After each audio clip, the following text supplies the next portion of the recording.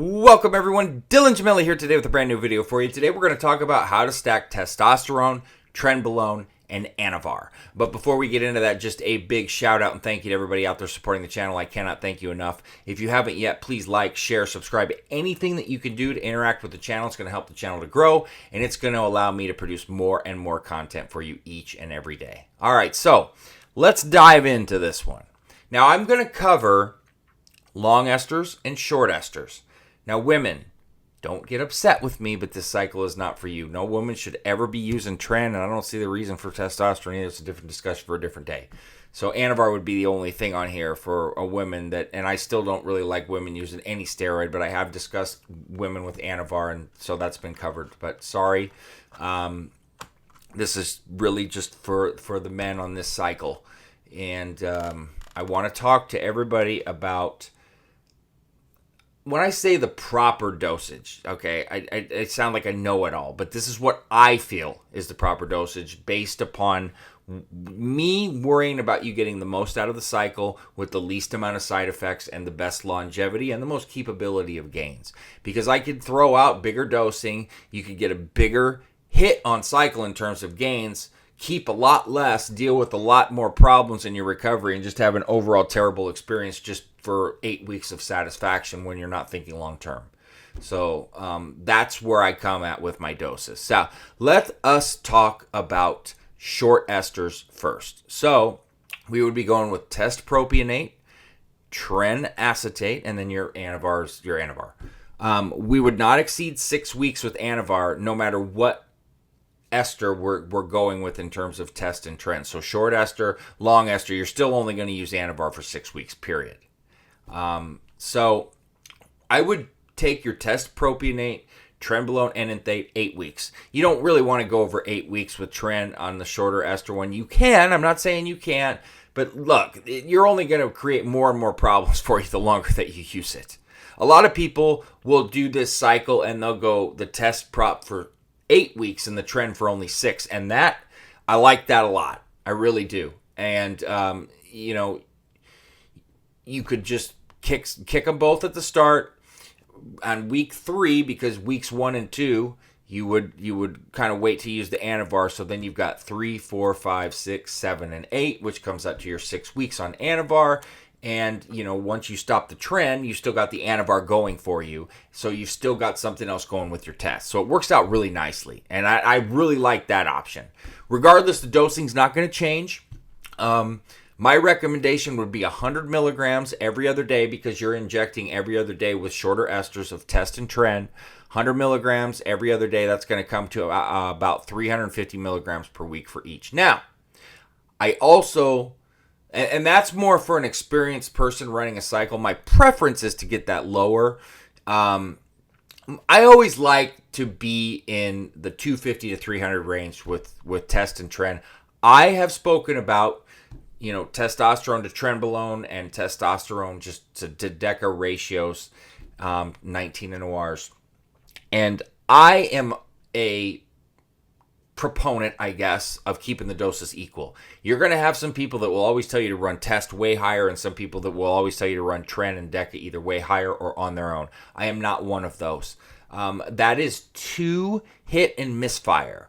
What I mean by that is it works for some extremely well, but it works for so many not well. And to me, the most tried and true method to alleviate or mitigate a lot of the side effects that people run into is to keep the dosing equal or within 25 milligrams of each other.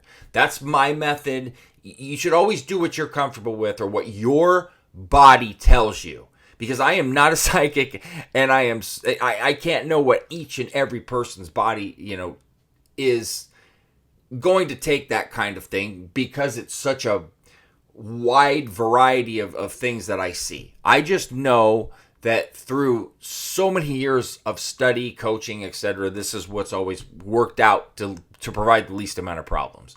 So my preference would be anywhere from 75 milligrams to 100 milligrams every other day, depending on your experience. Anavar, 40 to 50 milligrams per day for the 6 weeks. And then always with any toxic oral steroid, you make sure that you've got some sort of protectant on cycle that's not just for your liver, because Liver care does not care about your kidneys.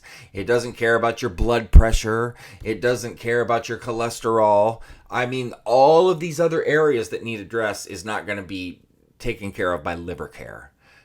So just keep that in mind. Also, keep in mind that you're going to need some ancillaries on cycle. So with testosterone, it converts to estrogen, so you're going to want an aromatase inhibitor on hand. I don't know what you're going to technically need because everybody's different in terms of the dose, but you're going to need to have one on hand. You're going to need to monitor your blood work, and I'm assuming by the time you're running a stack like this, most of you are going to be well in tune to the amount of testosterone and how much it converts to estrogen. But I don't know the dose that you're going to use.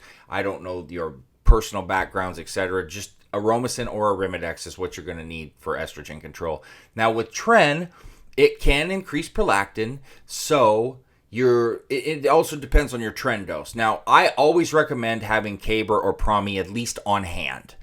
And that's going to be your harder core drugs to treat high prolactin, which you're probably not going to get too much of with the lower dose of Tren that I recommended running. So for that, vitamin B6 should be just fine to use if you want to be extra careful and control any sort of jumps in prolactin. So B6, vitamin B6, perfectly fine to use and to utilize. But with the Anavar, 40 to 50 milligrams per day for those 6 weeks, and you're gold. Now with the longer ester, what my preference is testosterone, cypionate, enanthate. I'm just a cypionate TRT person, so I've just always preferred it. Either way, and Sustanon is fine here. I would say 300 milligrams to 350 milligrams of test, 12 weeks. Tren enanthate 10 weeks. And once again, 250 to 350 milligrams per week, depending upon your cycle experience. But you really, if you're using enanthate, it should be at least your second time using Tren, because you should always use acetate your first time through. And I've covered that several times. And then your Anavar, your last 6 weeks, 50 milligrams per day. That is it. Now, with the Anavar the last 6 weeks of this cycle, here's how I do it. Your test is going to stop after 12 weeks. Weeks 13 and 14, you have your esters clearing before you start PCT in week 15, and you go 15, 16, 17, 18. Well, with the Anavar, you're going to have that 13 and 14 weeks of clearance time. You can run the Anavar through that time because it's in and out of your body so fast. The reason that you've got to take the 2 weeks after using testosterone, cypionate, or enanthate or Sustanon on a longer ester is to allow it to get out of your body or start, you have to let the esters clear. And if you don't do that, there's no point in running your PCT yet because you're not ready for it.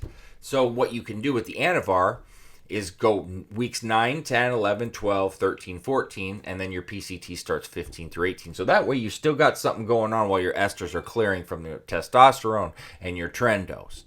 Then you're going to run your PCT, and that is it. So that's the stack. Testosterone, Trenbolone, and Anavar, that's your short ester stack. That's your long ester stack. That being said, stay tuned for plenty more to come. Dylan Gemelli, signing off.